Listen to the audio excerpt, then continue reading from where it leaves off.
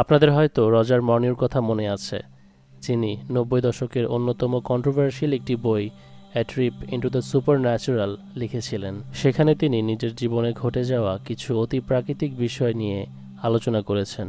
তিনি সরাসরি শয়তানের কাছ থেকে ইনফরমেশন কালেক্ট করেছেন বলেও দাবি করেছেন, যে বিষয়ে আমার চ্যানেলেই একটি ভিডিও আছে।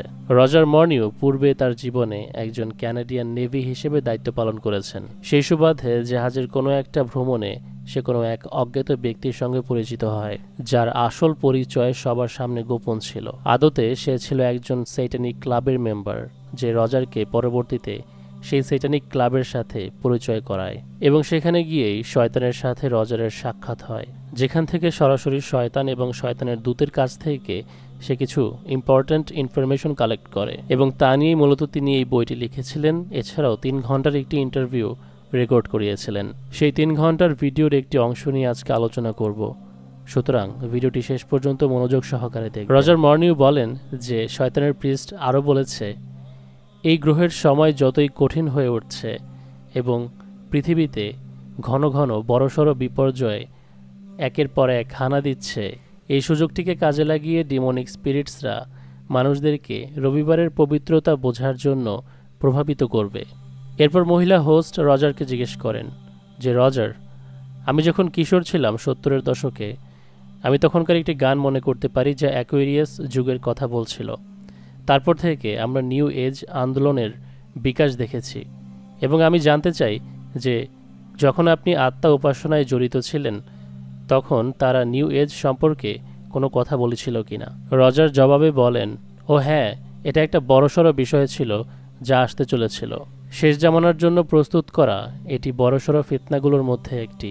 রজার বলেন, শয়তানের প্রিস্ট আমার সাথে এ বিষয়ে বেশ কিছু সময় ধরে আলোচনা করেছে। সে বলল, আমরা খুবই ফ্যাসিনেটিং একটি কাজ করতে যাচ্ছি। প্রতিটি নেশনে একটি কনসেপ্ট, একটি ধারণার বীজ বপন করা হবে অভিনব কায়দায়। ডিমন স্পিরিটগুলো মানুষের কাছে এসে ঘোষণা দেবে যে আমরা মহাবিশ্বের দূরের কোনো প্ল্যানেট থেকে এসেছি, তোমাদেরকে সতর্ক করতে, পৃথিবী ধ্বংস হওয়ার মুখ থেকে বাঁচানোর জন্য। ইতিমধ্যে যতটুকু ক্ষতি করেছ, এবার থামো, না হলে প্ল্যানেট আর্থকে ধ্বংস হওয়ার মুখ থেকে বাঁচাতে পারবে না।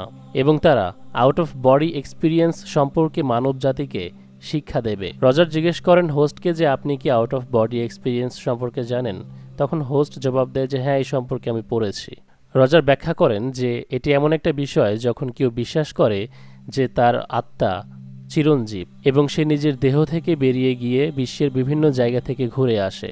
সুতরাং যেহেতু কোটি কোটি মানুষ ইতিমধ্যেই বিশ্বাস করে যে তাদের আত্মার কোনো মৃত্যু নেই, তাই ডিমনিক জিনেরা মানুষদের মধ্যে থেকে ইনফ্লুয়েন্সারদেরকে বেছে নিয়েছে অ্যাস্ট্রাল প্রজেক্টের এই রিচুয়ালের ব্যাপারটি সবার কাছে পৌঁছাতে। এবং এরাই হচ্ছে মাধ্যম, মিডিয়াম, চ্যানেলার, যারা এই ডিমনিক স্পিরিচুয়াল নলেজটি মানুষের মধ্যে পরিচালনা করে। রজার একজন বিখ্যাত অ্যাক্ট্রেসের নাম নেন, শেরলি ম্যাকলেইন। আমেরিকান এই অ্যাক্ট্রেস যখন আউট অফ বডি এক্সপিরিয়েন্সের মাধ্যমে এই ট্রিপে গিয়েছিল, তখন 3 ঘন্টা যাবৎ স্যাটানিক হাই প্রিস্ট সেটি রেকর্ড করেছে, এবং এই সমস্ত কিছু 45 বছর আগে রজারকে সেই প্রিস্ট বলেছিল, যা রজার ব্যাখ্যা করছিল।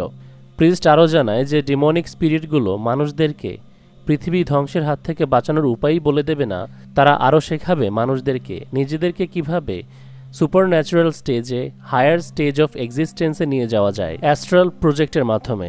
রজারের মতোই আরেকজন এক্স স্যাটানিস্ট এই বিষয় নিয়ে আলোচনা করছে, দেখুন। So I started looking for truth and all that, and the New Age really caught my attention. It was quite interesting. You learn about Atlantis and astral projection, and I started getting into astral projection.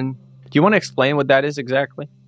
Basically, in simple terms, it's like you hear this noise, you see this light, and then all of a sudden it's like your spirit is leaving you, and then you can go travel anywhere you would like, to planets, different galaxies, to different neighborhoods, and it's so real.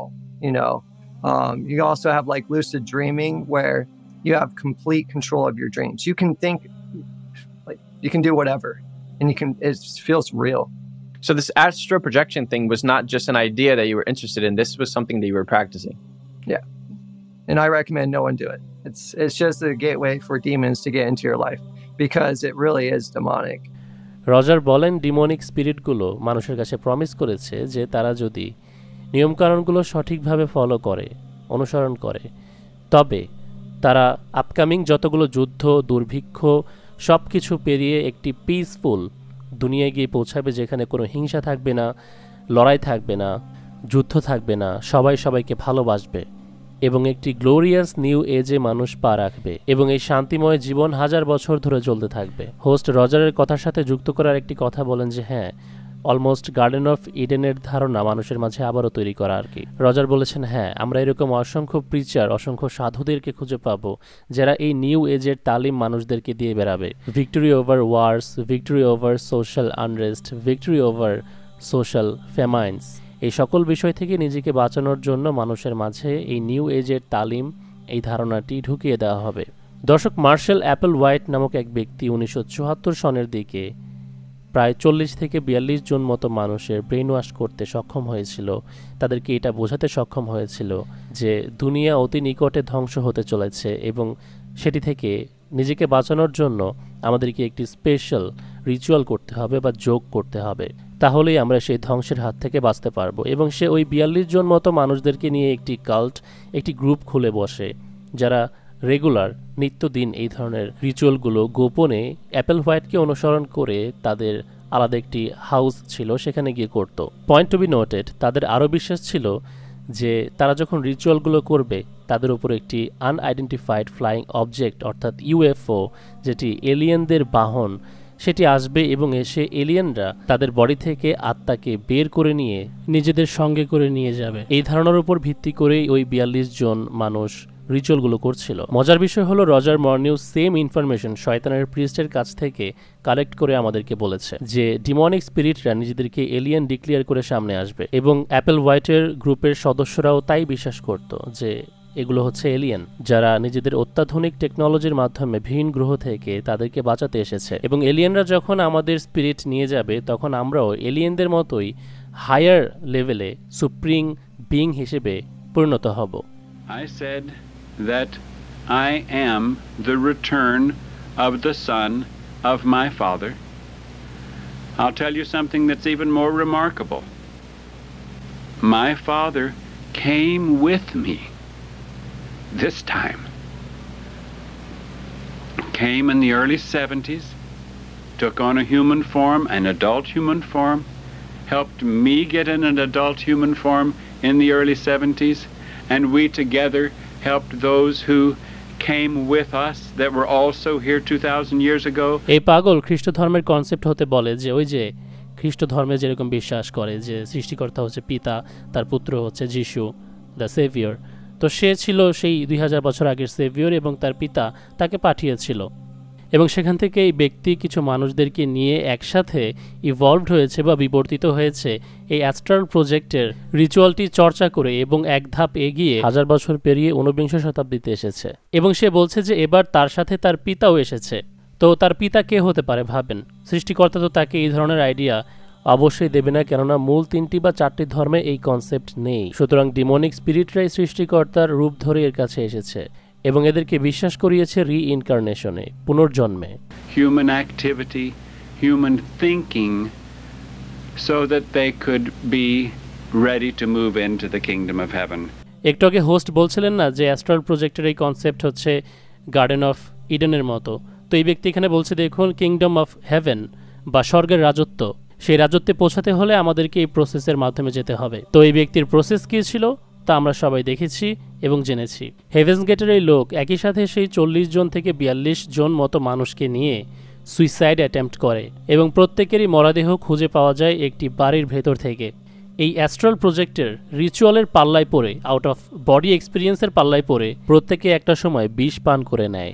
আমাদের বাংলাদেশের জাহাঙ্গীরনগর ইউনিভার্সিটির একজন ছাত্র গত 2 বছর আগে ফ্যানের সাথে ঝুলে আত্মহত্যা করেছিল এবং সে নোটের মধ্যে লিখে গিয়েছিল এটাই হলো চিরদিনের মতো সুখ লাভ করার একটি উপায় বা এই বডি থেকে মুক্ত হওয়ার উপায়, এই যন্ত্রণাদায়ক পৃথিবী থেকে মুক্তির উপায়।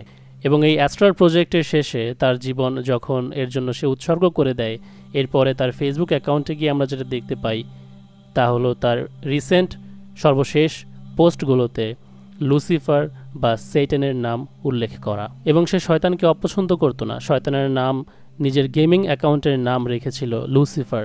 সো ইন দি এন্ড এখান থেকে আমরা অনেকটা ধারণা পাই এই আউট অফ বডি এক্সপিরিয়েন্স বা অ্যাস্ট্রাল প্রজেক্টের কনসেপ্ট কারা তৈরি করেছিল। রজার মর্নির মতো কিছু এক্স সেটেনিস্টদের মুখের স্টেটমেন্ট, পাশাপাশি হেভেন্স গেটের মতো এরকম একটি বাস্তবমুখী বাস্তব জীবনের কাল্ট বা গ্রুপের ম্যাস সুইসাইডের ঘটনা এবং আমাদের সামনে আমাদের বাংলাদেশে ঘটে যাওয়া আমাদের চোখের সামনে দেখা একটি ছেলের এই রিচুয়ালটি চর্চার মাধ্যমে নিজের জীবন হরণ করার বিষয়টি আমাদেরকে উপলব্ধি দেয় যে এর সত্যতা কতটুকু। সুতরাং ওভারঅল যদি দেখতে যাই তাহলে আমরা এই বিষয়টিকে ফেলে দিতে পারবো না, রজার মর্নির স্টেটমেন্টকে সম্পূর্ণ ভুল বলতে পারবো না।